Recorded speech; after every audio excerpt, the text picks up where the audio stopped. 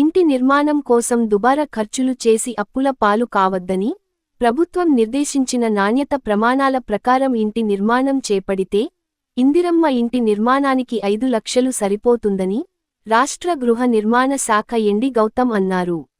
మెదక్ జిల్లా వెల్దుర్తి మండలం ధర్మారం మోడల్ విలేజ్లో, రాష్ట్ర గృహ నిర్మాణ కార్పొరేషన్ ఎండి గౌతమ్, జిల్లా అదనపు కలెక్టర్ నగేష్, హౌసింగ్ కార్పొరేషన్ పిడి మాణిక్యం పర్యటించారు. ఇందిరమ్మ మోడల్ విలేజ్లో నిర్మిస్తున్న ఇందిరమ్మ ఇళ్లను వారు క్షేత్రస్థాయిలో పరిశీలించారు. గ్రామంలో సుమారు 100 ఇళ్ల నిర్మాణానికి అనుమతులు రాగా, ఇంటి నిర్మాణాలను జాగ్రత్తగా చేపట్టాలని గ్రామస్తులకు సూచించారు. పంచాయతీ కార్యాలయం వద్ద ఏర్పాటు చేసిన సమావేశంలో ప్రజలకు ఇందిరమ్మ ఇళ్ల నిర్మాణంపై సూచనలు చేశారు. దేశంలో ఎక్కడా లేనివిధంగా తెలంగాణ ప్రభుత్వం ఇంటి నిర్మాణానికి 5 లక్షలు అందజేస్తుందని, ఈ అవకాశాన్ని సద్వినియోగం చేసుకొని సొంత ఇంటి నిర్మాణం చేపట్టాలని సూచించారు. ఈ కార్యక్రమంలో Veldurthi tahsildar Krishna, MPDO Umadevi, RI Narsing Yadav, Congress party Veldurthi మండల అధ్యక్షుడు మహేష్ రెడ్డి, మాజీ అధ్యక్షుడు నరసింహారెడ్డి, రాష్ట్ర ఫిషర్మాన్ కార్యదర్శి తలారి మల్లేష్, మాజీ వైస్ ఎంపీపీ సుధాకర్ గౌడ్, వివిధ శాఖల అధికారులు గ్రామ ప్రజలు పాల్గొన్నారు. అది ఇంకా చర్చలోనే ఉంది. బట్ ఇసుక అయితే మీకు సీనరేజ్ లేకుండా, రాయల్టీ లేకుండా ఇచ్చే విధంగా చేస్తాం. అది టోకన్స్ ఇస్తారు, కలెక్టరేట్ నుంచి టోకన్స్ ఇస్తారు. అది దాన్ని బట్టి మీరు తీసుకొని ఇల్లు లేదు. కానీ ఈ ఊర్లో సాచురేషన్ కాబట్టి కొంచెం ఎక్కువ మందికి వచ్చింది. సో మీ దగ్గర ఆల్మోస్ట్ 85 మందికి శాంక్షన్ వచ్చింది. ఇప్పుడే మీ ఊరు మొత్తం తిరిగి చూడడం కూడా జరిగింది. గతంలో కట్టిన ఇందిరమ్మ ఇల్లులు కూడా ఇక్కడ ప్రదర్శన ఇస్తున్నాయి. చాలా వరకు పోయిన ఇందిరమ్మ స్కీమ్ లో కూడా 100ల సంఖ్యలో ఇల్లులు ఇక్కడ శాంక్షన్ అవ్వడం జరిగింది. ఈ మిగిలిపోయిన వాళ్ళు లేకపోతే కొత్త కుటుంబాలు అయిన వాళ్ళకి ఇప్పుడు ఈ దఫాలో వచ్చింది. అంటే గతంలో ఎప్పుడు లేని విధంగా 5 లక్షల రూపాయలు ప్రతి బెనిఫిషియరీకి, ప్రతి లబ్ధిదారులకి ప్రభుత్వం ఇస్తా ఉంది ఇల్లు కట్టుకోవడానికి సహాయంగా.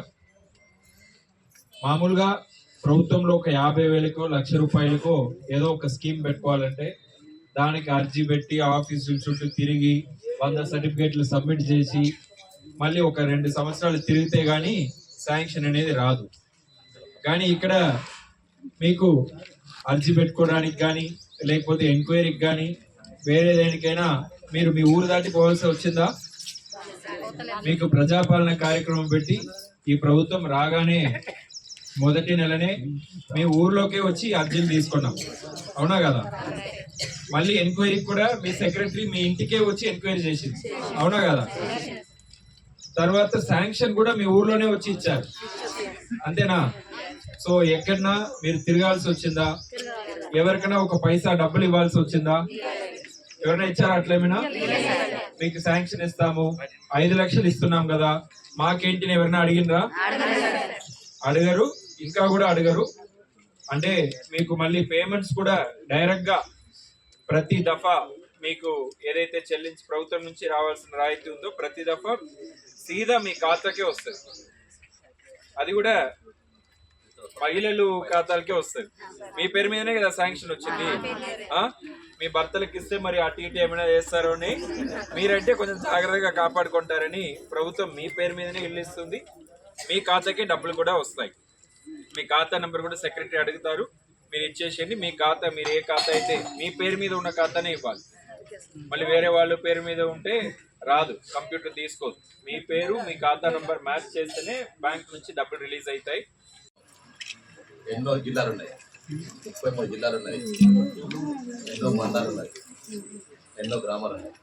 అయినా కానీ కూడా గౌరవనీయులు పెద్దలు మరి విశేష అనుభవం కలిగిన గౌతమ్ సార్ ఐఏఎస్ గారు, ఎండి గారు, ఖమ్మం జిల్లా కలెక్టర్ గారు ఎంతో అనుభవించిన వాళ్ళు. మరి మనకు రాష్ట్ర అధికారి ఈరోజు మన గ్రామానికి వచ్చారు, మొత్తం కూడా చూడడం జరిగింది. ఏదైతే ఇప్పుడు పీడీ హౌసింగ్ గారు చెప్పారో దాని ప్రకారం మనం నిర్మించుకున్నట్లయితే ఎటువంటి అప్రమాదాలు కాలేదు.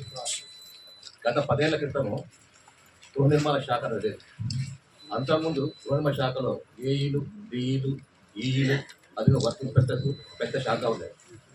మరి మొత్తం పడి ఉన్న శాఖను మన ప్రభుత్వం మొత్తం కూడా ఆలోచించేసి ప్రతి ఒక్కరికి కూడా కళ సౌకర్యం ఏంటంటే ప్రతి ఒక్కరు ఇల్లు కావాలి. ఈవెన్ ఉద్యోగస్తులు కూడా ఇల్లే కళ ఉంటుంది. అదేవిధంగా ప్రతి పేదవాడు కూడా ఇల్లు కావాలి. ఇల్లు ఉంటే దానికి ఒక ఆత్మస్థైర్యం వేరే ఉంటుంది.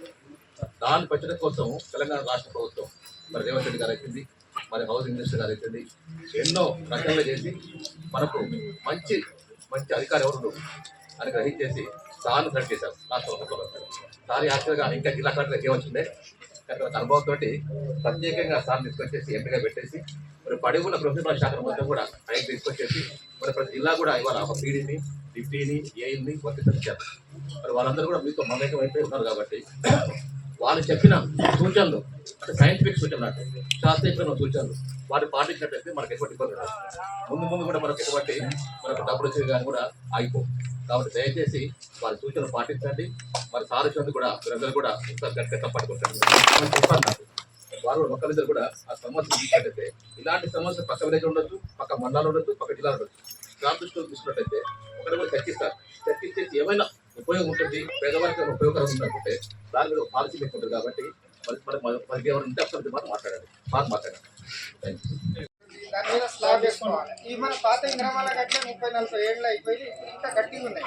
మీరేమనుకుంటారంటే పిల్లర్ వేస్తేనే గట్టిగా ఉంటుంది అనేది మీ భావన. కొంతమంది ఉన్నారు కాబట్టి ఎంత చెప్పినా వినకుండా చాలా మంది కాలం చూపించారు. కాబట్టి దయచేసి ఇప్పుడు మన గ్రామానికి 116 ఇళ్ళు శాంక్షన్ అయినాయి. ఇప్పటికే 85 ఇళ్ళు మనకు కలెక్టర్ గారు శాంక్షన్ ఇచ్చారు. మిగతాయి కూడా ఎలిజిబుల్ ఉంటే కలెక్టర్ గారు శాంక్షన్ ఇస్తారు. దానికి ఏమైనా పాత ఇంద్రమల్ల కవర్ అయ్యి ఉంటే కొంచెం ఇబ్బంది, కానీ అర్హులు ఎవరైతే గ్రామంలో ఎంతమంది అర్హులు ఉన్నా ఈ ప్రభుత్వం మన ఎండి గారు ఇవ్వడానికి సిద్ధంగా ఉన్నారు. అర్హులు ఒక కుటుంబంలో ఒక ఇల్లు అనేది, తర్వాత వాళ్ళ గతంలో ఆర్సీసీ ఇల్లు ఉండకూడదు, తర్వాత ఊళ్ళో నివాసం ఉండాలి. గ్రౌండింగ్ ఇలా మీరు బేస్మెంట్ తర్వాత కాలమ్స్ పోకుండా కాలమ్స్ కొడితే మళ్ళీ బీమ్ చేయాలి. కాలమ్స్ కాంక్రీట్ సిమెంట్ ఇస్తే మళ్ళీ ఎక్కువ డబ్బులు అవుతుంది. మళ్ళీ స్టీల్ కొనాలంటే ఎక్కువ డబ్బులు అవుతుంది. 2-3 లక్షలు దానికి ఎక్కువ అయిపోతుంది. బట్ మనకి ఇచ్చిన మన డిజైన్ ప్రకారంగా మీకు ప్రభుత్వం ఒక 100 ఫీట్లు పెంచుకోమన్నారు. 400 మేము ఇచ్చేది. మీకు కొంచెం స్థలం ఉండి మీకు కుటుంబం సభ్యులు ఎక్కువ ఉంటే మీరు ఒక 100 ఫీట్ల వరకు పెంచుకోవచ్చు. 500 ఫీట్ల వరకు పెంచుకున్నా మీకు డబుల్ బెడ్రూమ్ హాల్ కిచెన్ వస్తుంది. అంటే అట్లా చేసుకుంటే త్వరతన ఇల్లు అయిపోతుంది, మీకు అప్పులు పాలు గారు. కాబట్టి అందరూ ఈ విధంగా చేసుకుంటే మనకి ఇచ్చిన ఇళ్ళు అన్నీ కంప్లీట్ తొందరగానే చేసుకోవచ్చు. పెద్ద ఇల్లు పెట్టుకొని మన కాలమ్స్ పెట్టుకొని అపార్ట్మెంట్కి పెట్టే కాలమ్స్ పెట్టేస్తే మీరు అప్పుల పాలవుతారు. ఆ ఇల్లు అనేది మొండి గడువుతో ఎట్లనే ఉంటాయి.